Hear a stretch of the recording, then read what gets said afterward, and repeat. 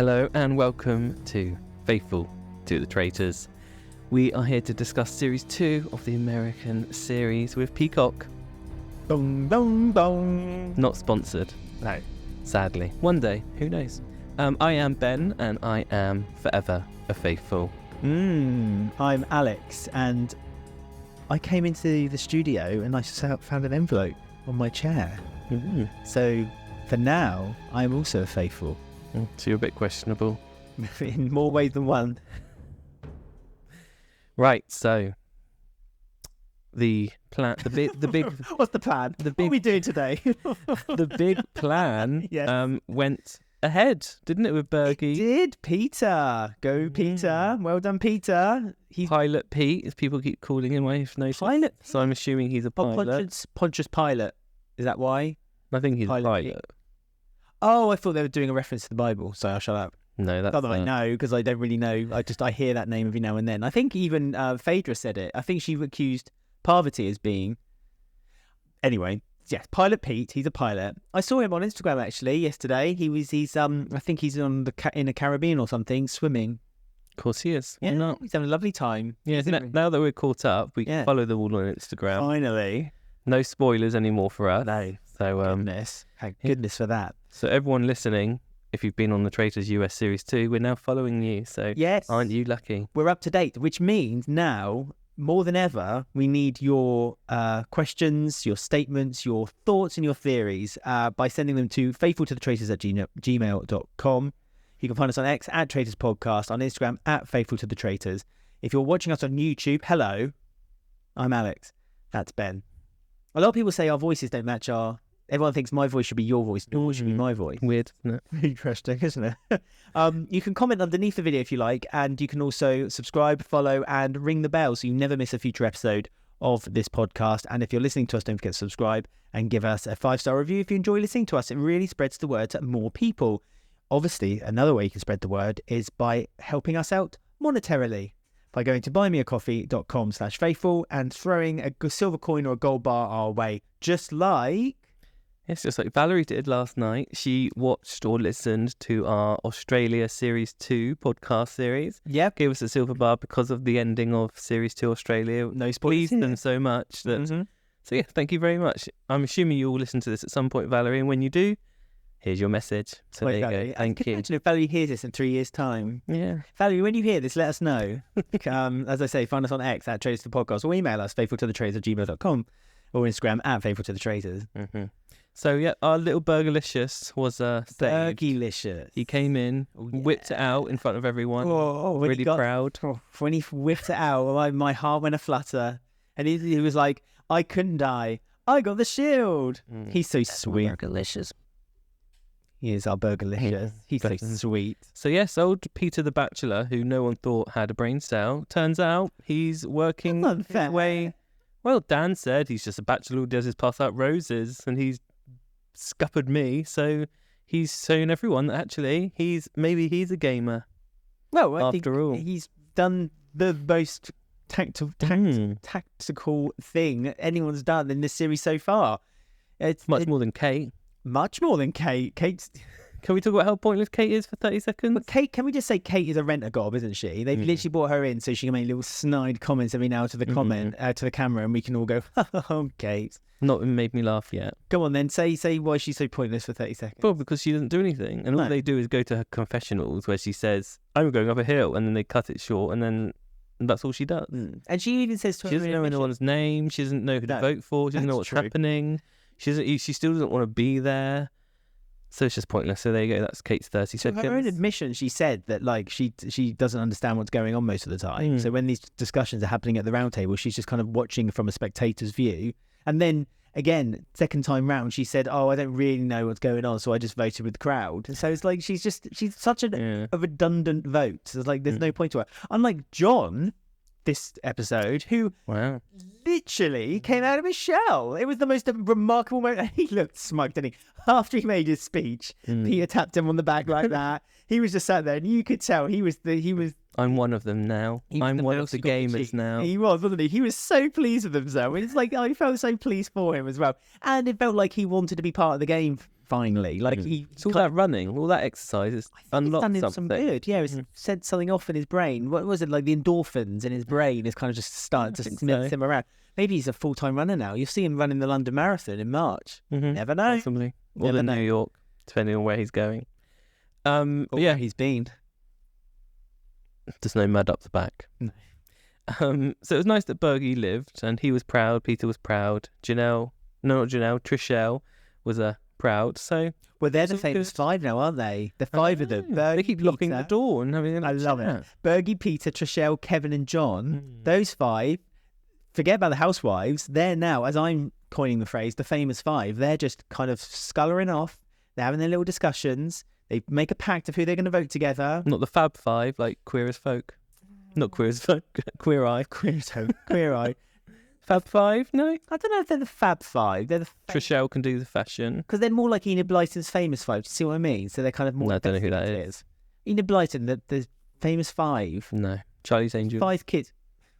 Peter's Angels. I'll go with that one. Peter's Angels. Hi, Peter. Peter could just come on an intercom and be like, "Hi, Angel. Do you want to vote for Parvati?" And Kevin can be Bosley. Kevin's Bosley, and Trishelle, Bergie, and John are the Angels. Perfect. There you go. So Peter's Angels, ladies and gentlemen. Peter's Angels. We got there in the end. Are Trishelle, Bergie, Kevin, and John. And as we say, Kevin's Bosley and John, Bergie, and Trishelle are the Angels. And they just, as you say, they just get together.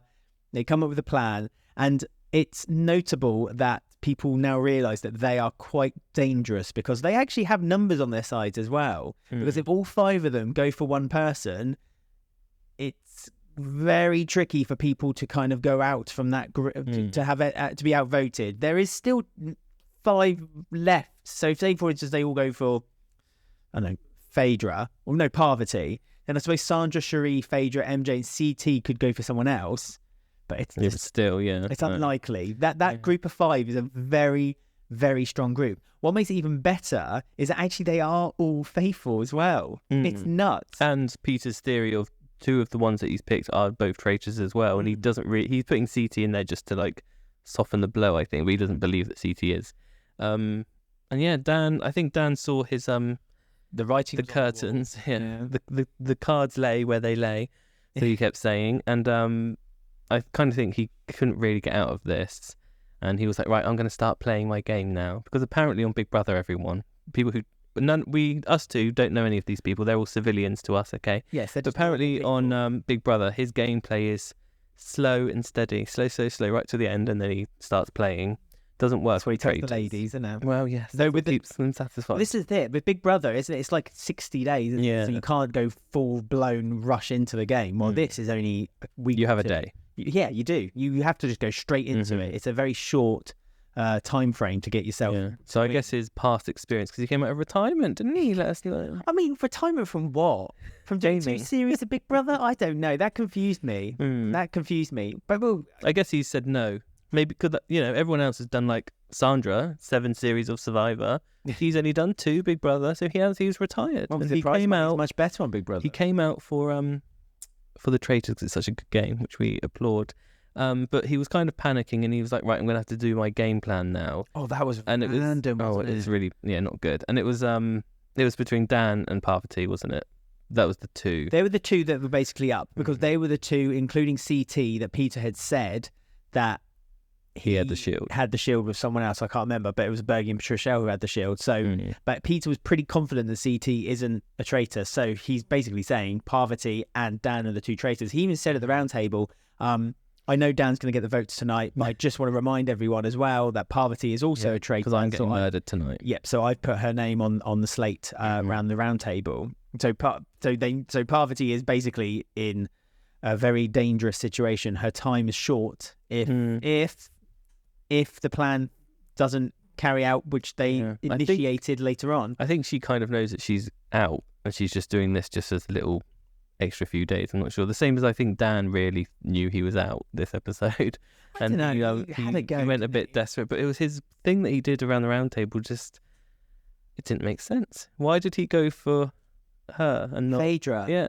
It was a really, really random thing he did. Because Parvati's name was already out there. So why did he not Why did back he go it out for between the Parvati? two? Exactly. I mean, he could have, because Peter still wasn't sure that there was more than one traitor. There was either one or two traitors, or even all three were traitors. He just guessed that at least one of them was a traitor. So if Dan had pushed Parvati's name out and solidified it even more, I just think that he could have maybe dodged a bullet there and maybe at least stayed in for a little longer. The only thing I think is that he would prefer to have played with Parvati going forward and not Phaedra. That's the only reason I can think. I think why. you're right there. I don't know why, because she's really under the radar. Well, she was until he did this, but she's been playing a really good game. So I don't know why he would not want to continue playing with her if he could. It's really odd. But that's what you said about Phaedra was being under the radar. But then after the round table and the banishment had happened, the first thing Trishelle said was Dan's passing gift to us just to let him know that Phaedra is also a traitor.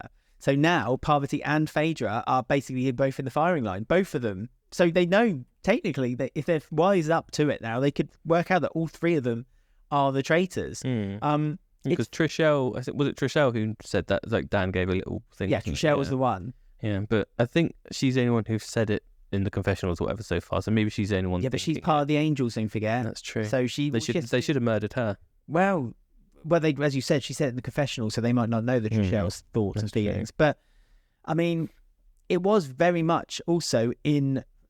This is what we say a lot, isn't it? It's like whenever a traitor feels trapped at the round table, look at who they're accusing, because 9 times out of 10 they're going to start going for another traitor, and that's exactly what happened again. It was traitor on traitor violence. Parvati went on for Dan. Dan went for Phaedra. Phaedra kind of just feigned ignorance. Well, she defended herself as a good lawyer, and she won. Well, she did, but she won the case. It wasn't difficult to defend against his convoluted script, let's be honest with you. The things he was saying is like, who hasn't had a vote around the table? Right, that leaves these 5 people. This person voted for this person, but that was explained. This person, blah, blah, blah, yeah, blah. The way he was like, that was explained, and then like no one questioned it. It's like, well, was it explained? It's like, you're just saying it's explained. Like hers could be explained if you say it is. But then he said, and you voted for Ekin-Su, and then she got murdered the next day. That wasn't explained, so explain it now. And Phaedra was like, well, no. Phaedra did. She did a really good job. And also, he kept saying that she was really insincere at the breakfast the next morning when it was like Burgerlicious. And that's when Kate looked up and said, well, you know, was that a concern for you, was it then, Dan? And kind of like made it a sarcastic comment about it. Bergie was like, literally like, well, if that was the case, she'd want to keep me because I trust her, so a faithful wouldn't murder me. So the whole thing Bergie said that. Yes, good old Bergie. The whole thing was just silly, and it didn't work out because Phaedra was really good at doing a defence. I mean, good for him for giving it a go. I mean, 10 out of 10 for having a go. Backed into a corner. That's what you have to do. Yeah, but he went for the wrong person. As you say, Parvati should have been his attack. Parvati and Dan, they should have literally just let Parvati and Dan just attack each other around the round table, because then it would have been obvious that they were both traitors. The fact that Dan brought Phaedra in, the only reason I can think of is that he wanted everyone to know that Phaedra was also a traitor, and he just wanted a point of that's annoying because that's as well. Messed up her game, I feel now. Well, that's why Dan's done it. Which is a bit selfish, to be fair. I wish there was a way to stop traitors doing that, but I don't think there is. But it's getting a bit like, on all the series, this seems to happen. It's like there's no way for them not to do it, I suppose. But it's a bit like he has kind of just outright said these two are traitors as I'm leaving. There's not a way to around it, because you can't say you can't vote each other.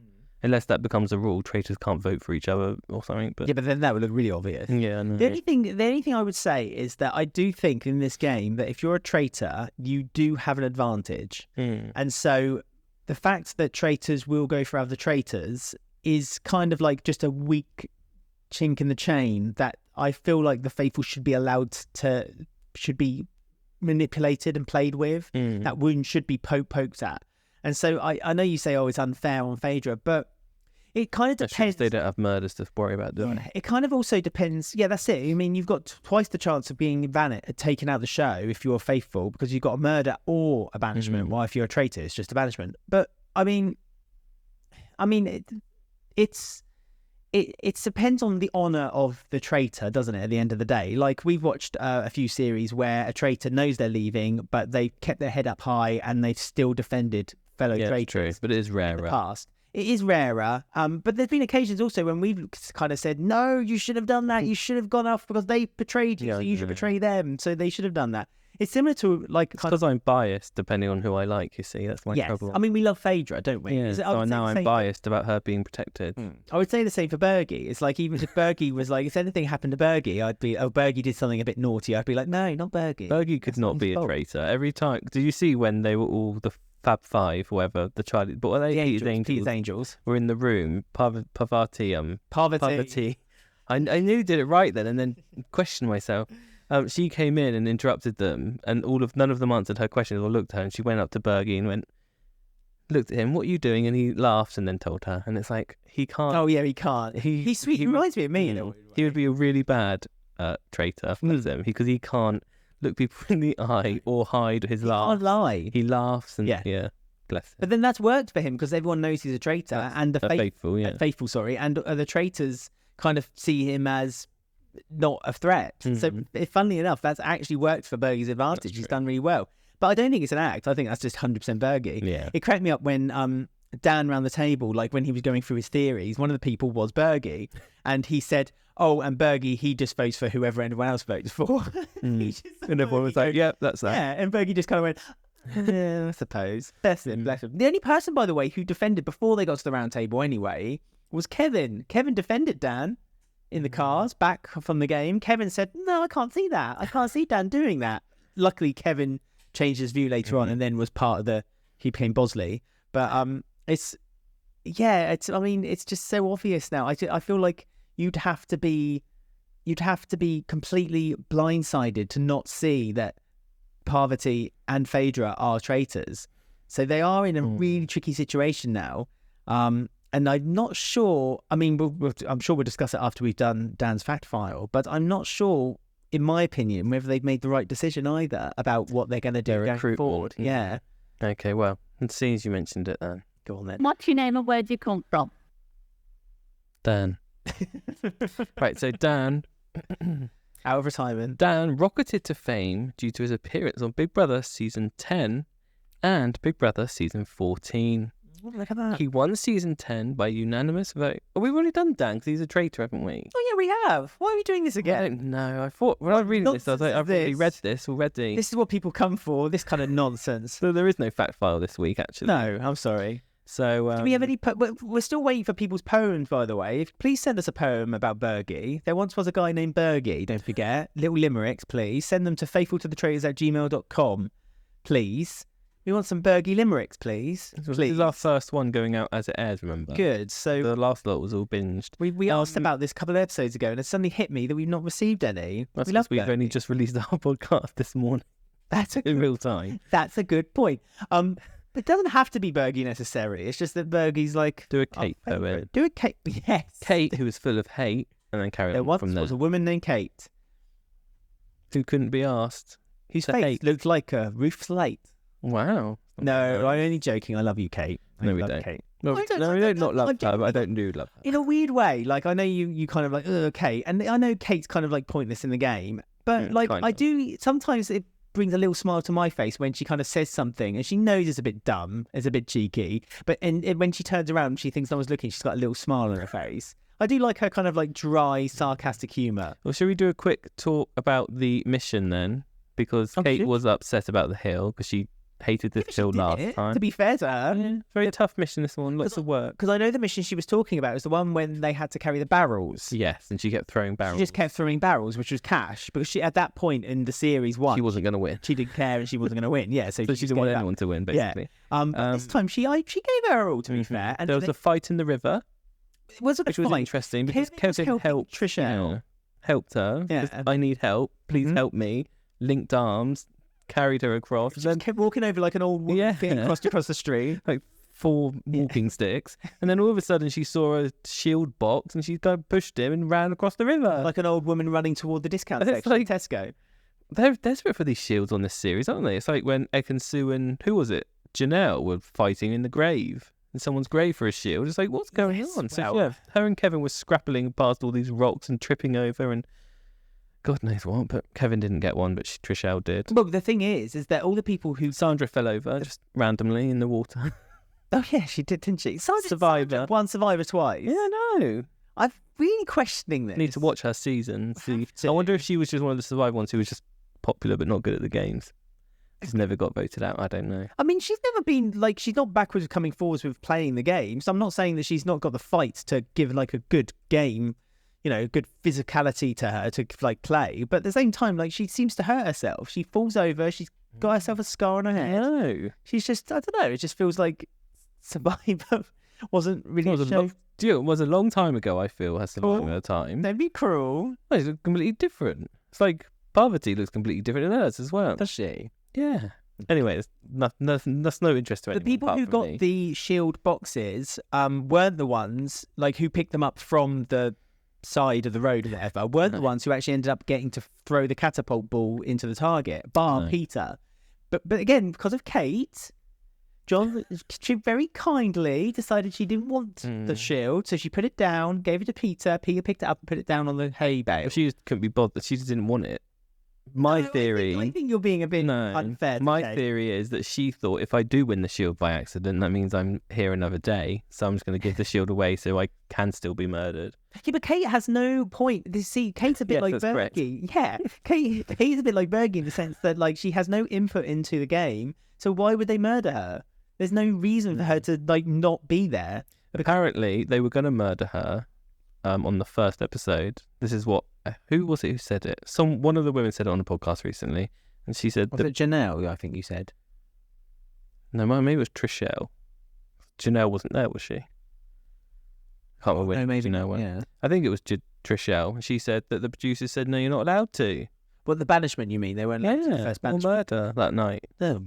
So, that's questionable. Well, they probably paid a lot of money. It's a waste of money. Well, you don't know that. You never know. She might end up being remarkable. She'll be in the final. It's just going to annoy me. I just see it right now in front of my eyes. I think she's just desperate to be a traitor, and she's not going to get that wish. I don't think that they want her in the traitor's house. If she ends up winning, then there's going to be upset. If she ends up winning with other faithful, then don't get too upset. Okay, there's nothing to get too upset about. We'll see. Anyway, so they played the game. They won $20,000, and then the shield task was carried out. Everyone had to hit a target. The one who got closest, Peter actually got the furthest. Poor Peter, and you can see the disappointment. It was Cherie who got it in the end, wasn't it? Cherie got it in the end. Yeah. So Cherie has the shield, but really, let's be honest. As soon as they got to Traitor Tower, that was a bit redundant because Peter was the name on Parvati and Phaedra's lips. Yes, because when there's two traitors, you get the choice. You can either seduce or murder. They don't have to accept. When there's one traitor left, they have to accept.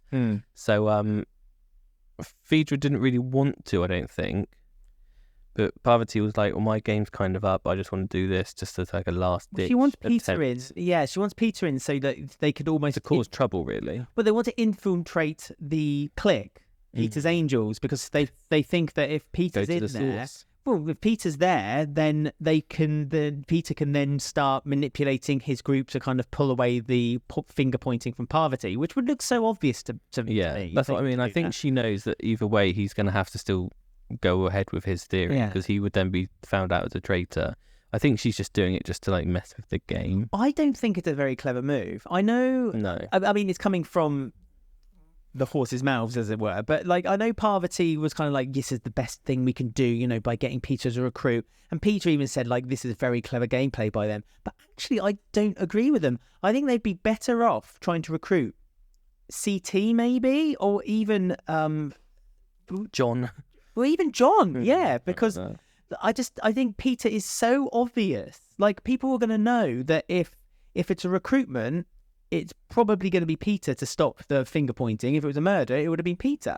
It's just too obvious it's Peter. What I would have done is murdered Cherie with her shield, so then she would not get murdered, and then they think that one has been recruited, but no one has. So it kind of resets the game, but there's still two traitors. Yes, I agree. That's clever. And then they could start giving like hints that, oh, I think Peter's been recruited. Is the cat saying his cat He's flag? Trapped in the cat flag. I don't know what's going on. The producer is not happy with his podcast. I've got work in 3 minutes, so it's fine. Can I quickly say then my thoughts about Peter is that what Peter should do, in my opinion, is say no, but be honest and say he was recruited. I think that's the only solution you can have. Because people will believe him, I think. And then, but it looks like he's going to say yes. So don't know. I don't know. But I hope he doesn't. I wish people would have the strength to say no, because 9 times out of 10, everyone says yes to being recruited. More fun. Get to go to the turret. No, I don't know. You have to work longer hours, though. I still stand by the fact that I want to be a faithful, because I like the investigative part of it. I don't like the lying. I don't like doing the lying, but I'd like to investigate. So I'd rather be a faithful, and I'd rather stick as a faithful as well. And I think Peter's got enough support in the crowd, influence, that he could stand at the breakfast table and say, I was recruited last night, that's why there's not been a murder, and that's that. And I think people will believe him. I don't think people will be like, well, that's suspicious, don't believe that. I think, anyway, that's me. So I think Peter shouldn't say yes, but as you say, I think he will. Yeah, I think he will too.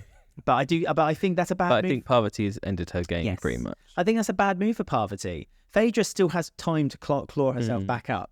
But I think especially with Kate on her side, so exactly.